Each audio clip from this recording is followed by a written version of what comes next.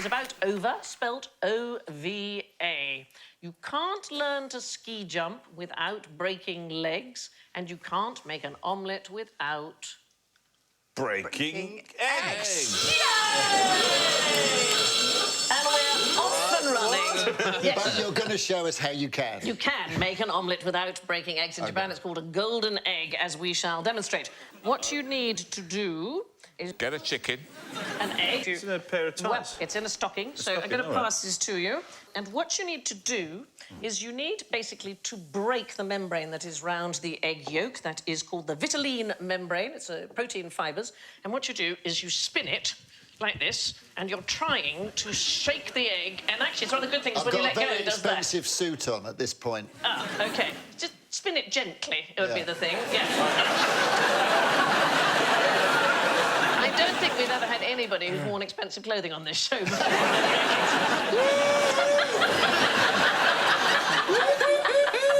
It's a really cheap children's toy, isn't it? Have you broken yours? So you spin it and you mix up the egg inside the shell. Right. It's actually quite tough to do. I cannot make it go any further, Jim. And then you boil it, and it will, when you remove the shell, it will reveal that it is an omelette. That's what a man looks like. That's a bloke, isn't it? In tights. Actually, we could ask Grayson, is this what a man looks like? Grayson, I'm so sorry. If my skirt was any shorter. Yes. Let's have a look at the below-the-desk cam. Oh, there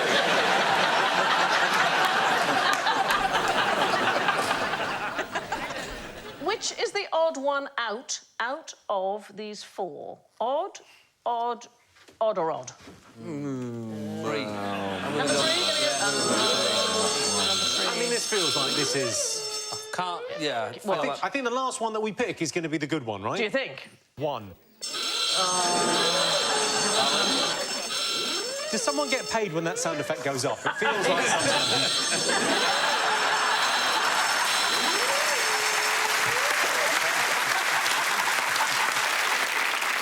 They've been waiting 15 years for that gag.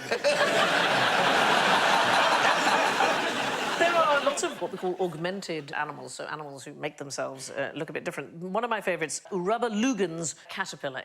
It keeps its old heads and wears them as hats. That is hoarding gone mad. As it grows, it sheds its exoskeleton, and the protrusion on the top of the head remains, and eventually it has a stack which it uses both as a weapon and as a false target for any would-be predators. It's known as the mad caterpillar. Yeah. Yeah, I mean, it would be, wouldn't it? Yeah. Found in Australia and New Zealand, isn't it wonderful? That's incredible. He doesn't even need that. Look how much you'd remember him anyway. Yeah. You know the one. Do you remember the guy you met him last week? He had 5 heads on his... and 5 heads as a hat. 5-head Gary, yeah. Oh, yeah. Is this a sardine or a pilchard? No. Pilchard. OK, Is that try what you need, a again. pilchard? Try again. Yes. Sardine. Sardine, yeah!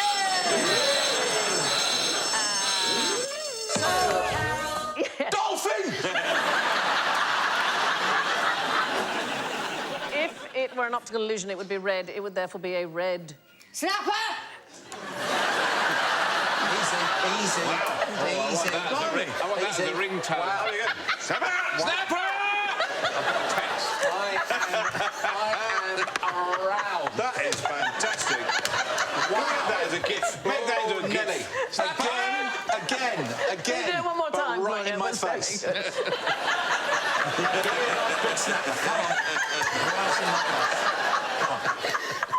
Ready? I am ready. Yeah.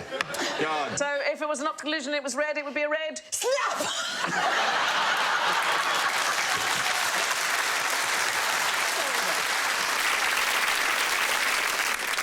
So the etymology of ocean, anybody know where it comes from? Billy. It's named after Billy. Or Frank. It's Greek. Okeanos, the great river or sea surrounding... Well, the only known land masses at the time, which is Eurasia and Africa, and the river was personified by Oceanus, son of Uranus from the earth and Gaia from the sky. I mean, muscular fella, wasn't he? He looks like he owns, like, a Shoreditch coffee bar. Oh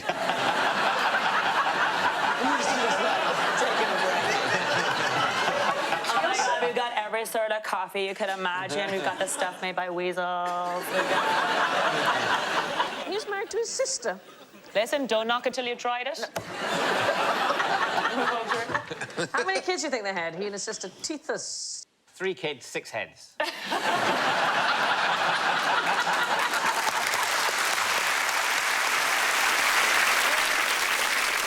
There's another one, which is a beetle that lives in the Costa Rican rainforest. It's called Nymphster crenari, and it disguises itself as an army ant's bottom. So that looks like it's just an ant, but the bit that is a protrusion, as if the ant has got terrible hemorrhoids, is actually a beetle. And what it does is it bites onto the ant, and then it rides around, disguised as an army ant's bottom. What a It laugh. looks like you... What a life, I know. Do you think the ant knows what's happening, why it's got an extra bum? Or do you think the ant is like, oh my God, the piles are back? Yeah. Well, it'll keep going like that, won't it? Yeah. What the hell is that? I'm sure there's something. Suddenly you're the Kim Kardashian. Oh, no. You never see me. Every now and then it goes... I can hear something. But then the ant will shit in its face. Oh, you ruined it! You were behind me, you shitty beetle! All the other ants are going, you haven't put on any weight, you look fine. Really? Are you sure? You look fine. And then the 5-head caterpillar goes, have you seen him? He's hanging on to his arse. Well, you can't possibly be living down there.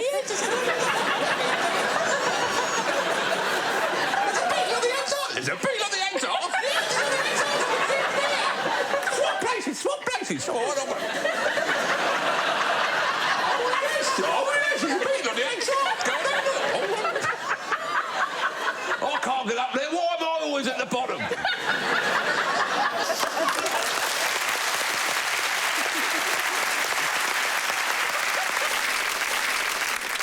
Now, doctors, what's your diagnosis here? He's fallen asleep on a stag do. He was running a circus school. The world's Students worst. hated him. It's a party game, is it? Pin the sword on the nutter. So this is possibly one of the earliest anatomical drawings for medics. He was known as the Wound Man. It's a medieval image, first printed in a book, 1491 in Venice. It's all the various things. So he's been injured, if you look there, with daggers, he's been shot with arrows, he's been lacerated, he's been stung by bees, scorpions, been clubbed in the head, bitten by a dog, scratched by thorns, blasted by cannonballs. He's definitely got plague and bad spots, and he appears to have a toad in his stomach. So it's, as it were, the contents page to the book. What a shame, though, for a guy who obviously looks after himself and goes to the gym. To go down like that. Yeah. He eats paleo. Yeah. You know, he's really healthy. He thought he'd have a long life, and then... Yeah. Uh-oh. All of This those things accident. happen to him. He's a curious contradiction, though, 'cause he doesn't look after his appearance enough to remove a sword from his head. No. He does buy his underwear in agent provocateur. It's quite snug. They are on the tight side, aren't they? Yeah. Ironically, that's the most pain he's in. Yeah. It's time for a round of that evergreen parlour game favourite. Name that Skellington. OK, let's have a look at our skeletons. And who's going to start with number 1 and be specific, please? Teeth haven't come through. You're absolutely right. It's a child, because you can actually see the adult teeth waiting to... Oh, no, it's not that kid, is it? No, it's not Child, is It's not that child, OK? It's another child that we don't care about. That poor kid is a model, and then his parents might be just flicking through the TV, and they're like... This looks like you've spun the world's worst fruit machine.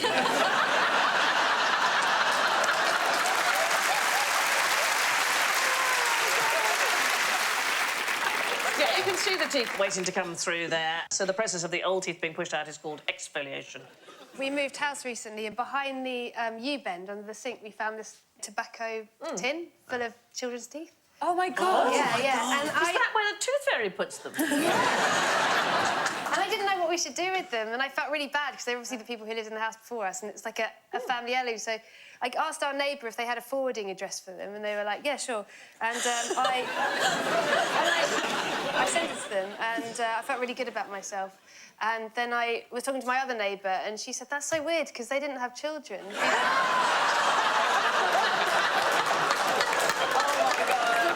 I just sent a complete stranger a tin of children's food. Right, moving on. This is absolutely true. I'm the only person I know who has a mark on their hand from setting fire to a condom. Yeah, don't do this, OK? I was making a retractable knife for a play at university, and I had conceived the idea that a condom inside the mechanism would stop it making a sort of clunking noise. Wow. Anyway, it didn't. And I didn't know then that condoms come in packs of 5. But I'd used one, so I thought, well, I can't even make a glove for washing up, so what shall I do with the other 4? And I didn't want people to find them in my room. So it's not bad to set fire to it. So I got a match and I held the condom like this, and if you set fire to the end of a condom, the tight bit at the end, it separates itself from the rest of the condom, flies in a little arc and embeds itself in your hand. I'm just warning you now. Why didn't you just put them in the bin, Sandy? Stuff them in a chicken, that's what I'd do. Stuff them in a chicken? Not one that's just walking past. Good hiding place for stuff, isn't it? Chickens. Chickens? I'd stuff the chicken in it and use it as a nice roasting bag. Keep the juices in. They're definitely not going to escape if you get... But at some point, the end of the condom's going to separate and burst itself through the oven door. And that's how you know the chicken's ready.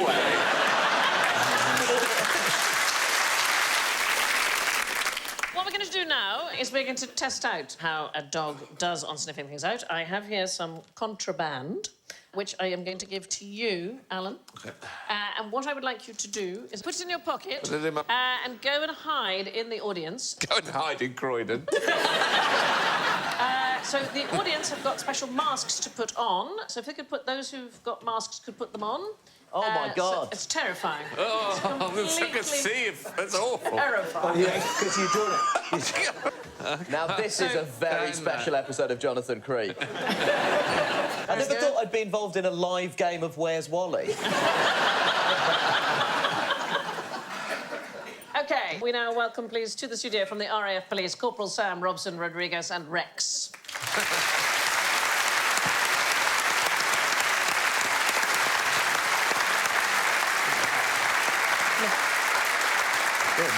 Sam, thank you so much for coming in and supplying us with the dummy contraband. Tell me about Rex and what his job is. Well, Rex is a 5-year-old black lab. His main job is to search for drugs anywhere we want to put him, basically. And how's he trained? How do you make him be able to do that?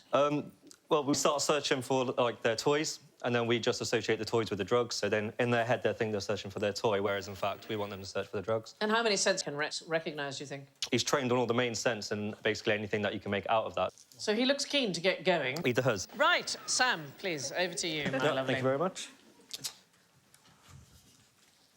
Rex, come here. I do hope nobody in the audience has got anything. You know what?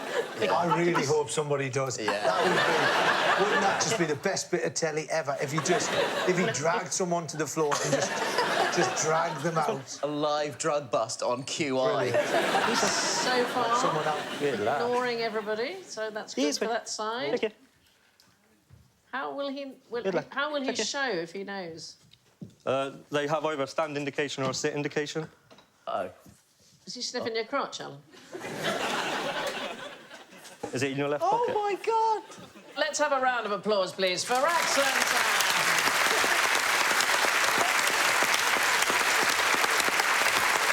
Sam and Rex, very good. Thank you very much. When is it cool to wet your pants? Is it when it's, like, in a hot situation? Obviously, we're going to be, yes, somewhere hot. Is it to do with jellyfish, you know, when you have to pee on a... Because my daughter got stung by a jellyfish in South Africa, and she was crying, really upset, and so I pulled my tankini, which is what older women wear instead of a bikini. I pulled it to the side to pee, and the sight of my pulled to the side gusset fully stopped her crying. I would imagine. actually begged me not to pee on the sting. Is it to do... No. Does she still have dreams about she this? She does, and, you know, we're working on it. We're working it through. I think we're all going to have dreams about it.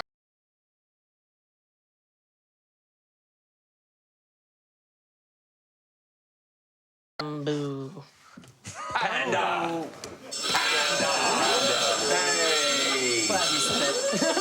Yeah. No, not so. Why, Bill? Any idea? Well, they're not that endangered. They're no longer endangered. They're all over the place. They're vulnerable. You can't go in any shopping centre in London without them taking up all the seats. Yeah. Elephants eat bamboo. Is there a right answer? There is a right answer, but it isn't panda because they are no longer designated as endangered. Tree sloth. It's a golden bamboo Eater. lemur. There, look, how cute is that? Little face. A bird of prey. There's only the two of us left now. I'm the World Wildlife Fund. Stop eating the bamboo. That's what I can say.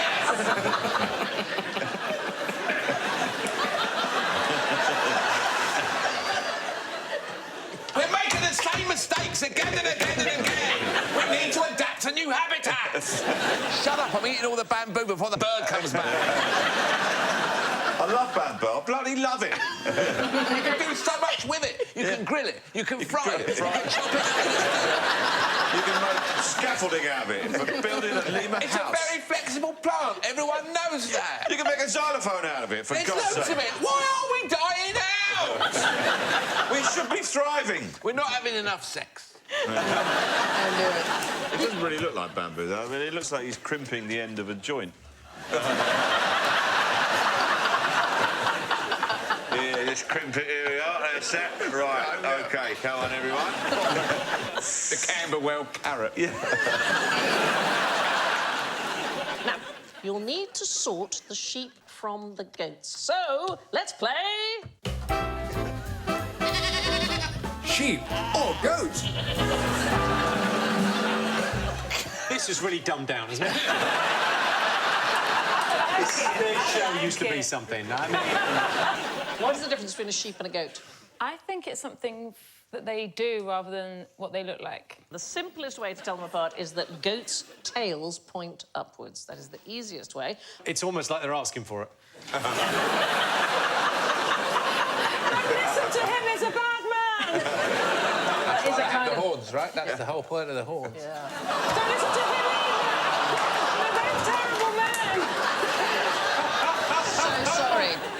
So another clear distinction is kind of a martial arts style. So rams back up and charge in order to butt heads, whereas billies will rear up. Look at that, that's fantastic. Oh. They'll rear up on their hind legs and try and nut their opponent there. OK. And when the two species fight each other, the ram style gives an advantage because he hits the billy in the middle, in amidships there. But also, another difference between them is they look different.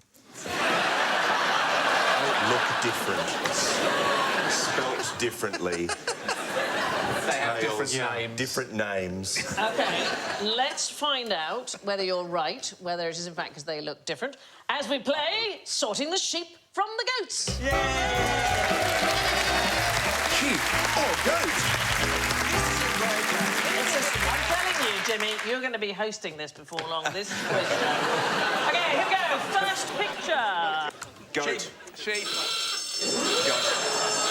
In your face! You had it, it's a sheep. The giveaway is the long floppy ears. There, that's definitely a sheep. And the fact that it's a sheep. All right, next one. Oh, sheep. That's the opposite. Sheep. Say the opposite of what it looks like. I think that's the game. Say the opposite of what it looks like. It's an Angora goat. Next one. What are we going for? I'm saying sheep because it looks like a goat. OK, the main reason we know it's a sheep is because the tail is Tail's down. down. OK, next one. What do we reckon about this one? Pig sheep. It is a pig. It's a curly-coated Mangalitsa from Austria or the borders of Hungary. Actually, the really extraordinary thing was I talked about sheep's tails hanging down. So about a quarter of the world's sheep are what they call fat-tailed varieties. So they store fat in their tails. They've got booties. Yeah, just like a camel stores fat. Can we show that? What what should I do if I spill red wine on the tablecloth? So, gentlemen, I'm going to give you a tablecloth, and you've got some wine between you. Wine, yes, wine, lovely wine. There we go. If you think any of it's going on the tablecloth, you're sadly mistaken. Merry, Merry, Merry Christmas. I've had drinks with you before, and I suspect I'm not mistaken. OK, so... Pouring the red on. Do a bit of red on. A little bit of red on there. OK, now, what would you do about that? I've gone, oh, my tablecloth. Oh, what get are you going some to do? white wine. Get some white wine. So, Can we try it, at least? You can, give it a go, yep. I mean, it's a bit unfair to give us white wine and then have a go at us for mentioning it, but... OK, have a go. It's gone, it's gone. Yes. So it will dilute the stain, but it contains complex sugars. It's perfectly possible that the white wine will discolour the cloth. So you two, you've got a bit of carpet that you've spilled yours on. I've seen that work, though. Spill a bit of red. Can I spill it? Yeah, go on. It's Liberty Hall. There we go. God. Red on the carpet. Wow, you just went crazy. You assumed that you were doing just the one experiment, did you, Holly? So that you were going to get it right first time out of the gate. Jason, what are you going to do? I've got all sorts here, so OK, I think there's some... Is that soda water? Yes. Is it water? Yes. Maybe a bit of salt? OK, you were doing... Yeah, so... Not salt. Not salt. Salt will absorb the wine initially, but it's also a fixative. So unless you manage to get all the salt out, it is possible that what you're actually doing is making the stain permanent. Well, this is doing a good job. So the tip is... Blot it. Can't open the vinegar. So, again, the vinegar, frankly, no better than water and extremely expensive. No better than water. It's also acidic, so it's going to possibly discolour the cloth. Going through the desk! It's going through the desk! Ah, it's no alien! So the tip is... Ripley! The tip is to... Sorry, oh, no.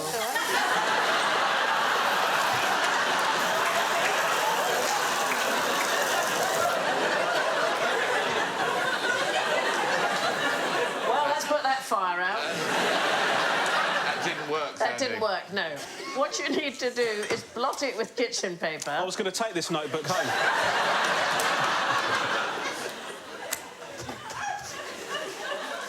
Well, that sorted that out. What did the Nazis call this? Who's going to go for it? Stephen! The future.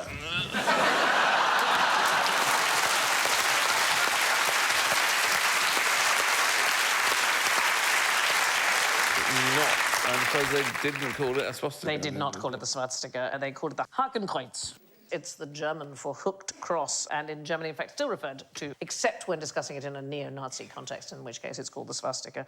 But Hitler was mad for it, and after his party adopted the swastika, he actually changed his signature to S. Hitler, because the shape of the S mimicked, there you can see there, it mimicked the shape of the swastika. Sadolf. Yes, Sadolf. Sadolf Hitler.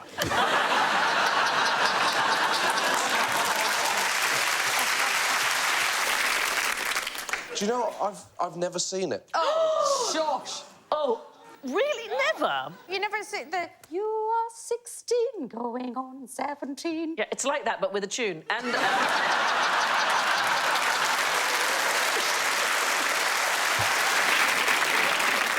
you know, I was once lucky enough to meet Julie Andrews. It's the only time in my entire life I've been completely speechless. Because she wouldn't shut up. She just kept asking me what my favourite things were. It's very annoying.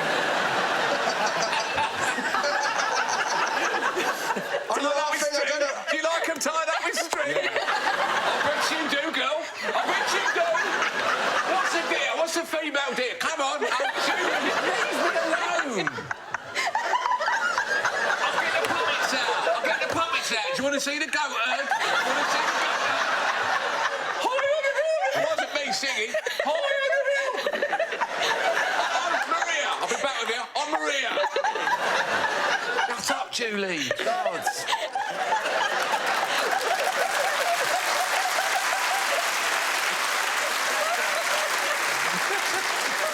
I'll be honest, I understood none of that. If you're on the moon and you jumped off, would you land on the Earth? Hold on. What are you doing on the moon anyway? Well, I don't know, maybe... Have you been left behind by a spacecraft? Yeah. You've got an Uber and it went horribly wrong.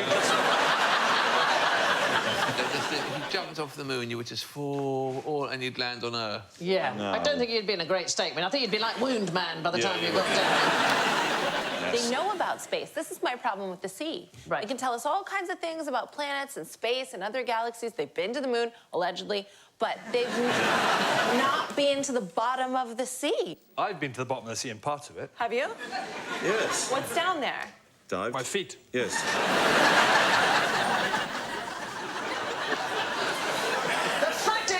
Nobody knows for sure how to separate the sardines from the pilchards. OK, in theory, how fast can this boat sail?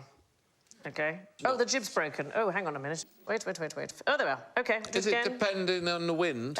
Yes, one moment. Hold that thought, and I'll do it again. OK, nobody knows for sure how to separate the sardines from the pilchards. In theory, how fast... Something about wind.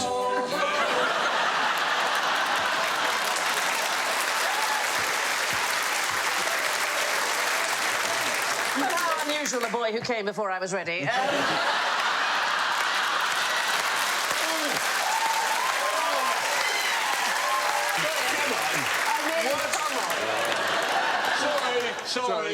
Sorry. Put your glasses on. It's happened again. Sorry. I'll see you tomorrow. Same time. Tomorrow, buddy.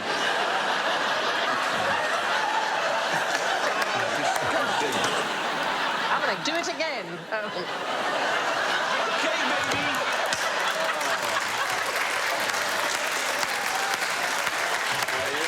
You know what to do. There you go. I'm ready. Come on. Hold on. Just hit it now. All right, then. I'm ready, baby. Say the words, lady. Bill, shut the fuck up.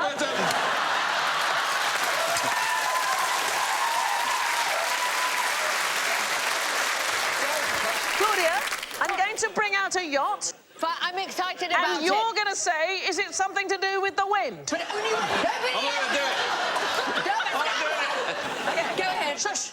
Put your wine away. Put your wine away. God, it's funny. It's just like being at school. Put your wine away. Shut